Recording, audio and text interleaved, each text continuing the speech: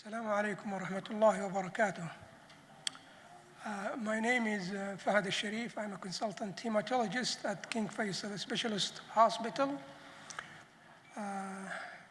Bismillahi wa bihi nasta'een wa sallallahu ala Sayyidina Muhammad wa ala alihi wa sahbihi wa sallama tasliman kathira. Most welcome on the second day of our meeting today. And last night, I am sure that you did have a very nice gala dinner as well as an excellent tour guided by our best tour guide in our department. And I hope that you enjoyed it very much, and also the weather. Today is the second day of our meeting, and the next session going to be the seventh session of this meeting. I hope today also you will have very fruitful day and successful day as well as yesterday.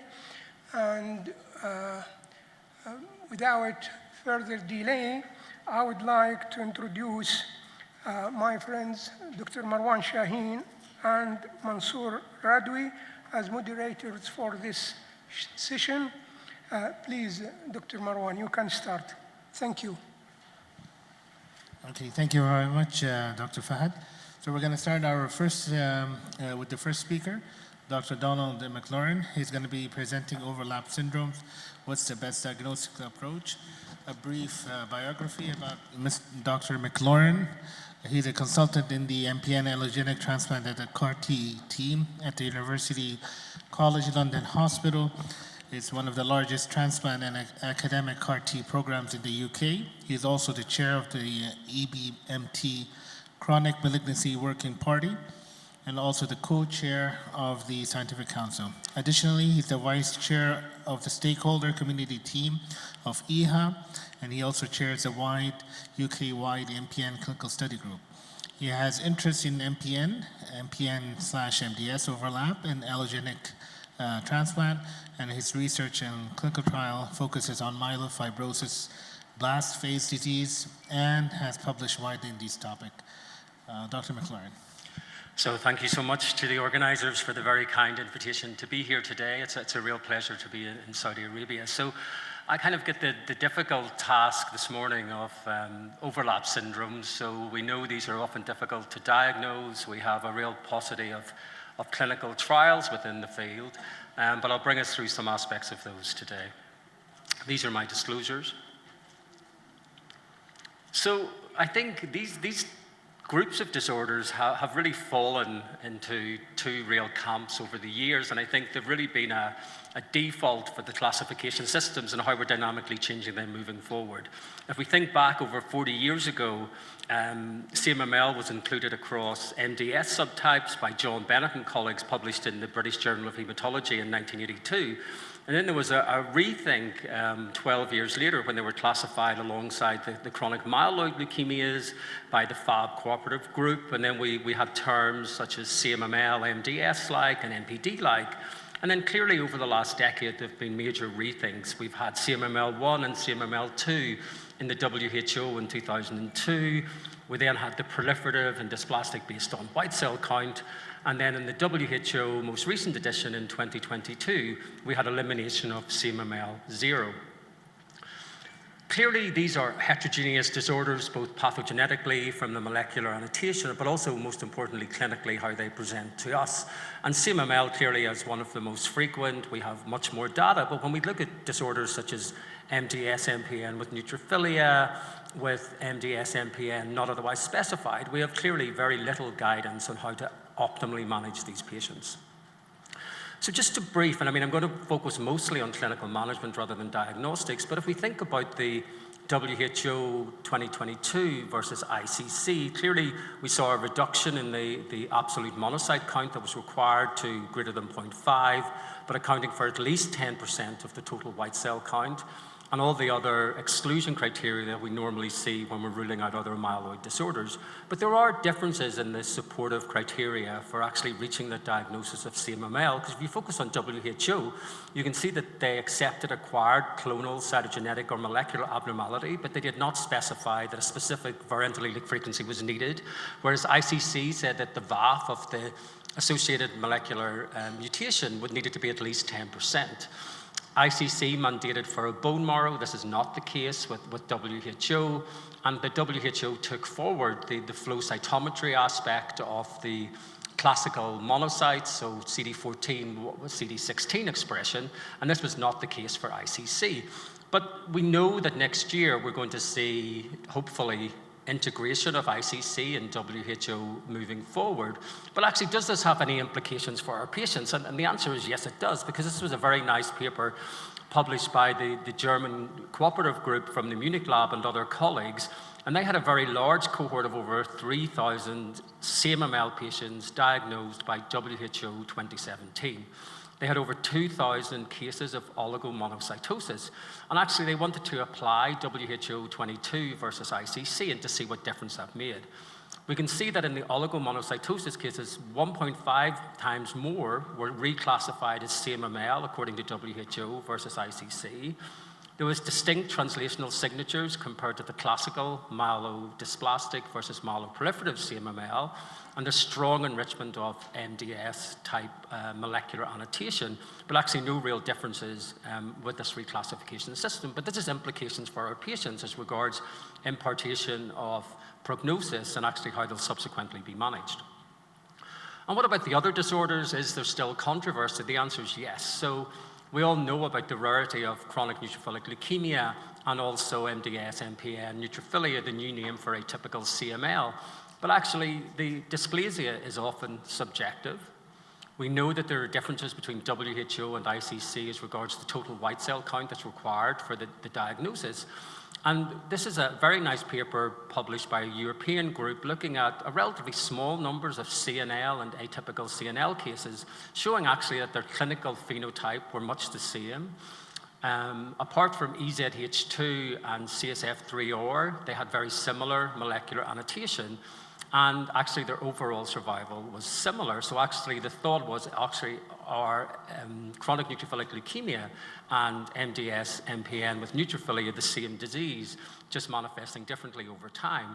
But that's been controversial, as you know, in the literature, and the American group published on data from their National Cancer Registry showing that there was clear differences in survival, with much worse survival associated with MDS, MPN with neutrophilia, rather than chronic neutrophilic leukemia. So really, in the last part of my talk, I want to focus on the more difficult group for me, certainly in clinic, which is the overlap syndromes.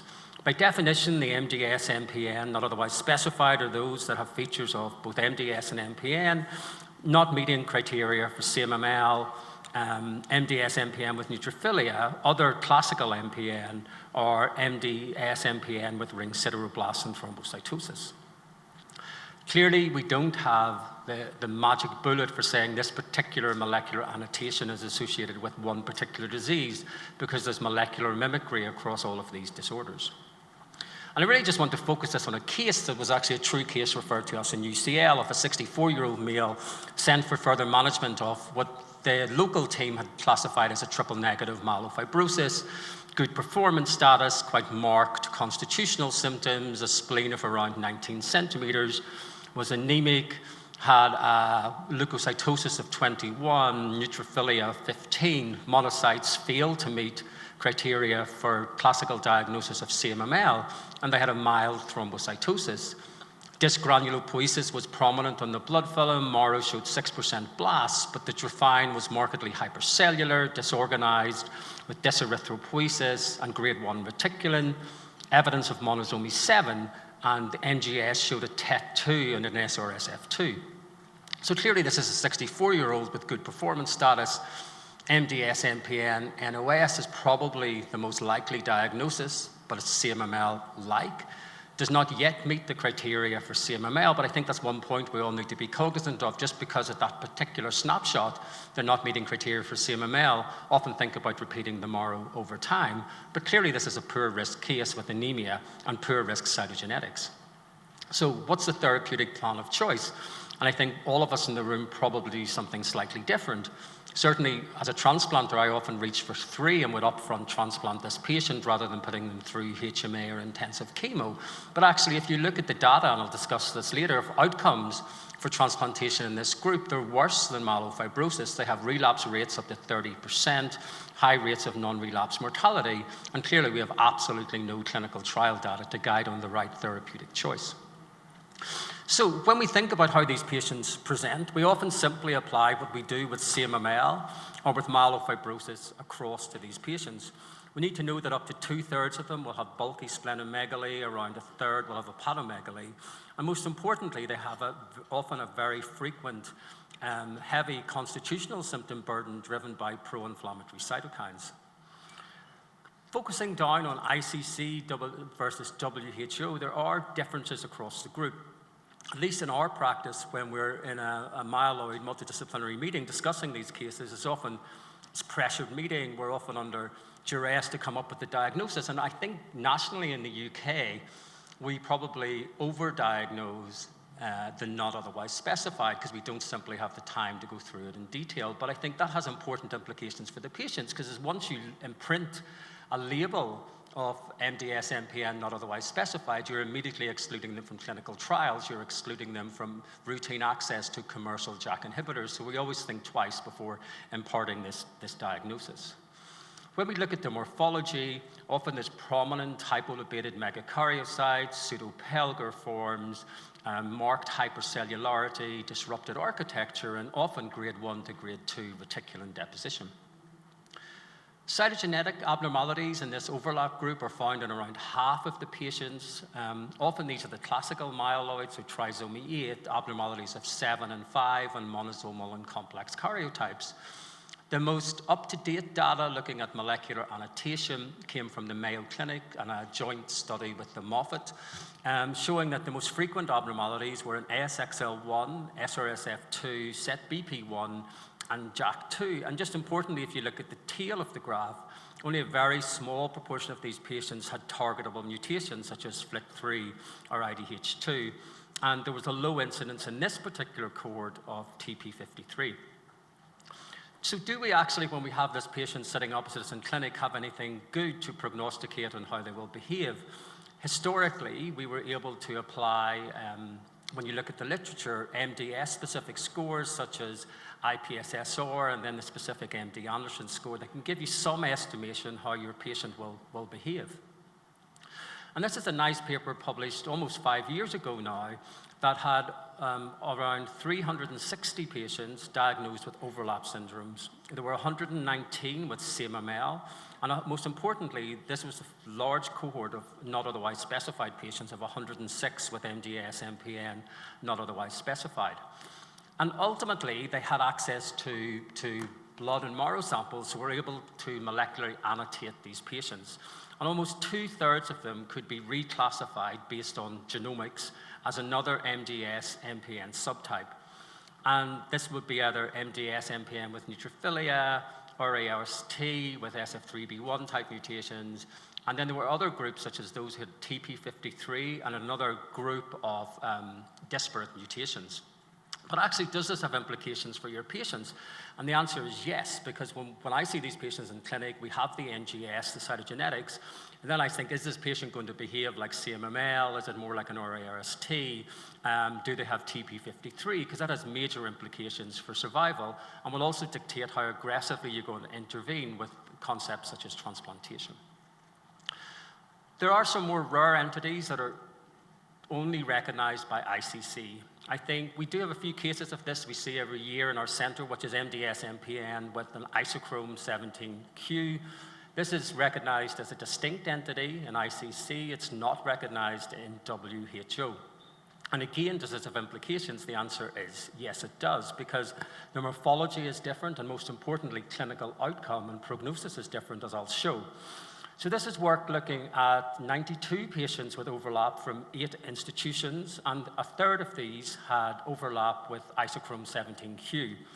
Compared to those who did not have that cytogenetic abnormality, these were younger patients. They had much more depth of neutropenia and thrombocytopenia, higher frequency of splenomegaly, and higher percentage of blasts in the peripheral blood.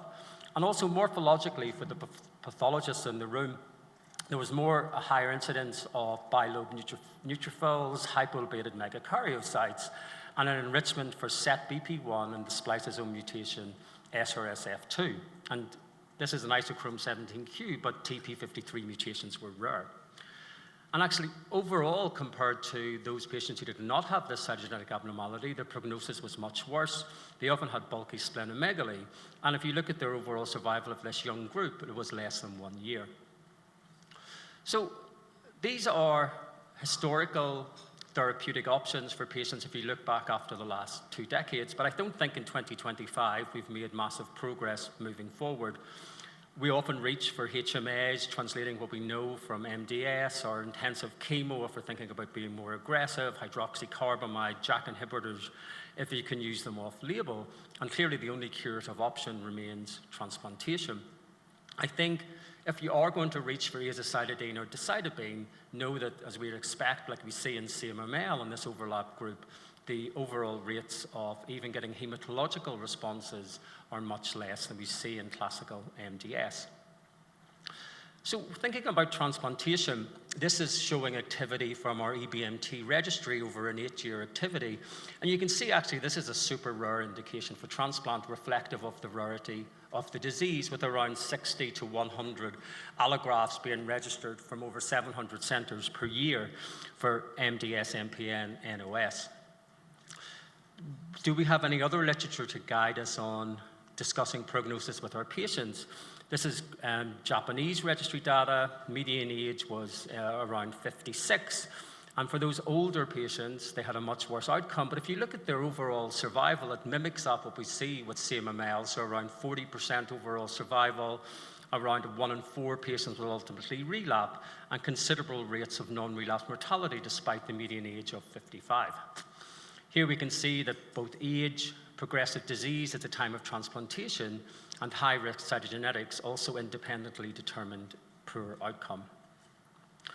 Do we have trials for this? Many of us in the room will be aware that there is an international basket study of novel therapy for both untreated MDS, MPN overlap, and also relapsed refractory. So this was a transatlantic collaborative project, the Abnormal Marrow 01. It's an open-label, randomly allocated phase 1/2, and it's testing sequentially novel combinations in these disorders. So the first arm had 2 agents. It had the selective JAK1 inhibitor, itacitinib, and it combined it with STX727, so an oral combination of decitabine and cedarusidine. And most importantly, what they wanted to do was understand better the morphology, the molecular annotation, and pathway to treatment. So we have seen arm 1. You'll probably see more of this data at ASH, but the study is very ambitious. It ran into some complications with Brexit because there were 5 European sites alongside US sites. Most importantly, when the patients are enrolled, it is centralized biobanking, which is currently at Hôpital Saint-Louis in Paris. And the whole goal of this, for this difficult group of patients to treat, is to identify combination, most likely, candidates to bring forward into a phase 3. Arm 2 will just be about to be announced, if it hasn't been already, and actually will look at pacritinib for the use in overlap syndromes. And I think that's a good target because not only is it a JAK1, JAK2 inhibitor, but also inhibits IRAK1 if we're thinking about cytopenias. Itacitinib, we saw data a few years ago at ASH. We may see more data at this year. I think rates are good for those patients who had splenomegaly, but I think the numbers are still too small for conclusions, and I don't think itacitinib will be the drug that's brought forward into the phase 3 for this group of patients. So what about transplantation? Last year from our group with an EBMT, we tried to bring together some guidance because clearly there's a dearth of literature about how best to transplant atypical MPNs and also the MPN MDS overlaps, which were non-CMML. And really, our guidance on the NOS group was that if they're fit and you can find a good donor, because clearly of the adverse prognostication, bring them forward to transplantation as soon as you diagnose the case. And that's often difficult, but I think that's probably giving the patient the best outcome choice longer term. So one of the things we do within EBMT, as many of you will know, is we try to harmonize practice, and we look for areas in the literature where we have clearly very little data to guide us. And I'm sure those of us in the room who are transplanting these patients, we have nothing clear up front.